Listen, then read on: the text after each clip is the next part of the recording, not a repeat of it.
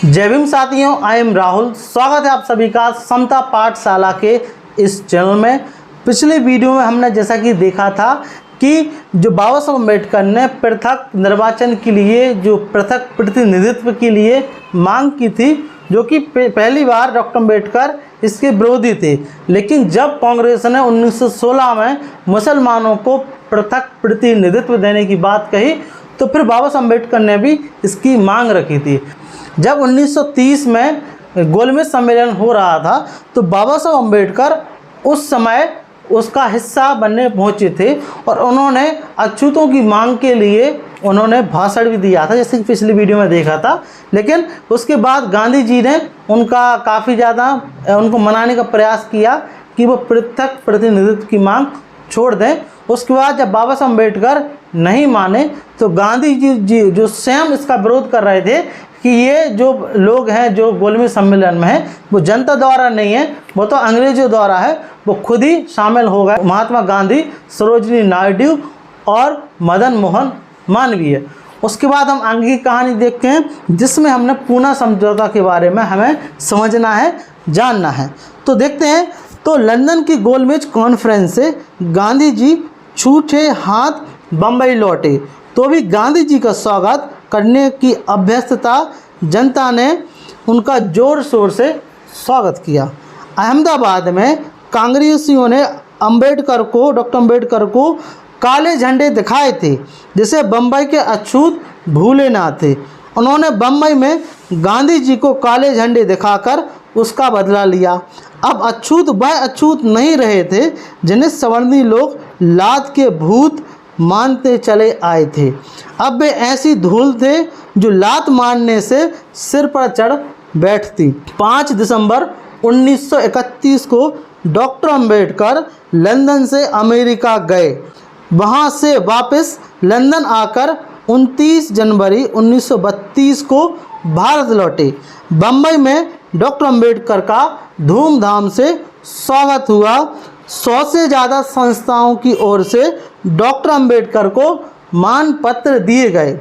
उस समय अछूतों में कुछ लोग ऐसे भी थे जो पृथक प्रतिनिधित्व के विरोधी थे, किंतु बहुसंख्यक जन पृथक प्रतिनिधित्व के समर्थक थे। मतलब कुछ लोग अछूतों में भी ऐसे लोग थे जो इसका विरोध कर रहे थे, सेपरेट इलेक्टोरेट का, और बहुसंख्यक जन पृथक प्रतिनिधित्व के समर्थक थे। जैसे कि श्री P.N. राजभोज ने स्वयं अछूतों में से थे। जो P.N. राजभोज थे वे खुद अछूतों में से थे। एक होने के बावजूद अब पृथक प्रतिनिधित्व के विरोध में भारतीय दलित कांग्रेस के अधिवेशन में बोलना शुरू किया। भारतीय दलित कॉन्फ्रेंस में बोलना शुरू किया किसने? P.N. राजभोज ने। तो बेचारे पिट ही गए, जनता ने उन्हें पीट दिया। अछूतों ने उनकी अच्छी खासी मरम्मत कर दी। राजभोज जी को चोटें आई और अस्पताल में रहना पड़ा, हॉस्पिटल में रहना पड़ा। डॉक्टर अम्बेडकर तो अब उग्र रूप से अछूतों के पृथक प्रतिनिधित्व के समर्थक थे। वे 25 मई 1932 को अछूतों के पृथक प्रतिनिधित्व पर ही जोर देने के लिए लंदन गए थे। 17 अगस्त 1932 को डॉक्टर अम्बेडकर वापस बम्बई से लौटे।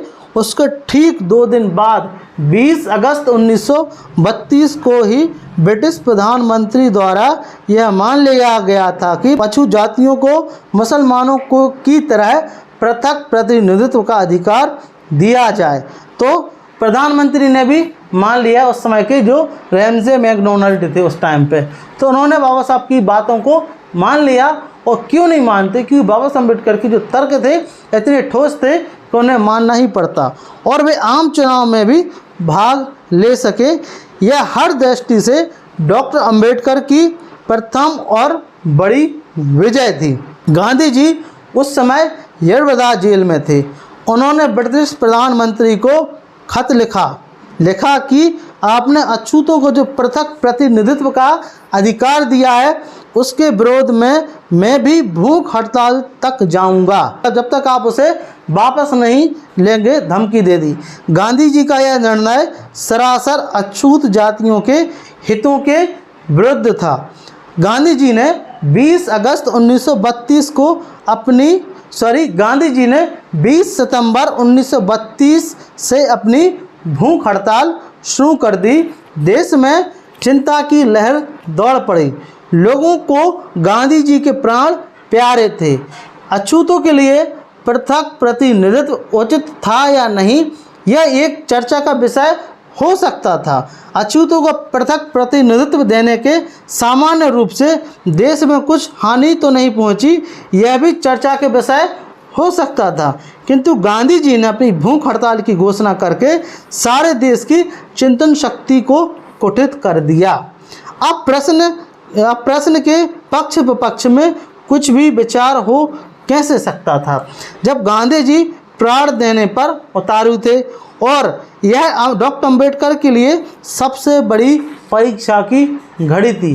जब गांधी जी इस पर बैठ ही गए और लोगों को ध्यान जो मुख्य मुद्दों पर रहना चाहिए, जैसा कि अभी होता है, वो सिर्फ गांधी जी के प्राण पर हो गया। उन्होंने 19 सितंबर को ही जो परिषद गांधी के भूख हड़ताल आरंभ होने से भी एक दिन पहले बम्बई में पंडित मदन मोहन मालवीय द्वारा आई गई थी, उनमें स्पष्ट कह दिया, गांधी जी के प्राणों को बचाने के लिए हर संभव उपाय किए जाएं, किंतु मुझसे यह आशा ना रखी जाए कि मैं दलितों के हितों की ओर विमुख हो जाऊंगा।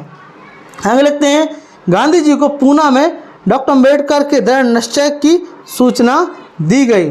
वे नरम पड़ बोले, मैं अछूतों को सुरक्षित स्थान देने के विरुद्ध नहीं हूँ, तब पृथक प्रतिनिधित्व का ही विरोध क्यों?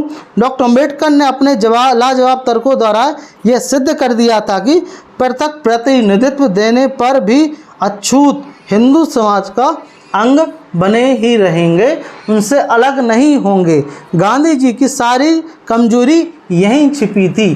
जो समस्या थी गांधी जी को कि अगर अछूतों को पृथक प्रतिनिधित्व मिल गया, सेपरेट इलेक्टोरेट मिल गया, तो गांधी जो अछूत हैं वो अलग हो जाएंगे हिंदू धर्म से। बाबा साहब अम्बेडकर ने तर्कों से यह साबित भी कर दिया था। यदि गांधी जी इस बात को समझ पाते कि पृथक प्रतिनिधित्व जोड़ देने पर भी हिंदू समाज के अंग ही बने रहेंगे, तो कदाचित वह पृथक प्रतिनिधित्व का विरोध करने के लिए अपने प्राणों की बाजी ना लगाते। अछूतों के प्रतिनिधित्व का विरोध करने के लिए अपने प्राणों की बाजी ना लगा देना अहिंसा के उस पुजारी द्वारा की गई हिंसा ही थी। दलितों के हितों की हिंसा, इतर जनों की स्वतंत्र विचार सरणी की हिंसा। 20 सितंबर को जब बम्बई में फिर परिषद हुई और डॉक्टर अंबेडकर को इसकी सूचना दी गई कि गांधी जी को सुरक्षित स्थान देने के पक्षपाती तो हैं, पृथक प्रतिनिधित्व के नहीं, तब भी डॉक्टर अंबेडकर टस से मस नहीं हुए। उन्होंने कहा, आपकी दृष्टि में चाहे मैं नाटक का खलनायक ही क्यों ना हो जाऊं, मैं जिस बात को दलितों के हित में समझता हूं उसे छोड़ने के लिए तैयार नहीं हूं। बाबा साहब अम्बेडकर ने बोला। यह बड़ी कठिन परिस्थिति थी। डॉक्टर अंबेडकर के हाथ में गांधी के प्राण थे, गांधी जी के प्राण थे। गांधी जी अपने भूख हड़ताल के जाल में बुरी तरह फंसे थे। मतलब गांधी जी अपने जो हड़ताल थे उसमें बुरी तरीके से फंस गए थे। सभी ओर से डॉक्टर अंबेडकर पर ही जोर आ रहा था। डॉक्टर अंबेडकर ने एक महान मानवतावादी राजनीतिज्ञ की तरह गांधी के पक्ष में राम गोपालाचार्य जैसे राजनीतिज्ञों से ऐसा समझौता कर लिया कि दलितों का हित साध भी हो जाए और गांधी के प्राण भी बच जाएं और सांप भी मर जाए और लाठी भी ना टूटे। आखिर किसी समय स्वयं अंबेडकर भी पृथक प्रतिनिधित्व के कड़े विरोधी थी। जैसा कि जब मुसलमानों को मिला था तो बाबा साहब अम्बेडकर ने इसका विरोध भी किया था।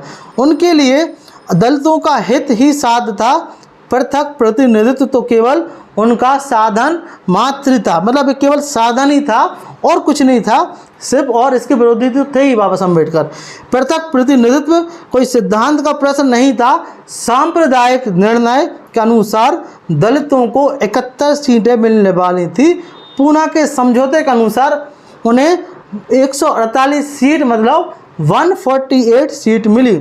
यह तय हुआ कि सुरक्षित जगह के लिए दलित वर्ग को 4 उम्मीदवार चुने जाएंगे, जिनमें से एक आम चुनाव को चुने जाना था, मतलब सिलेक्टेड होना था, इलेक्टेड होना था।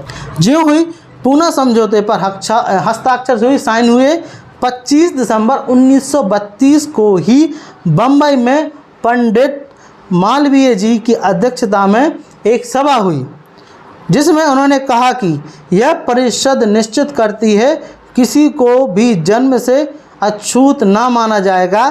किसी परिषद के विशेष निर्णयों में से ही क्या सकता था, जबकि आज के दिन अछूतपन के विरुद्ध बने कानून भी दिन रात अवहेलना होती रहती है और किसी के कान पर जूं नहीं रेंगती।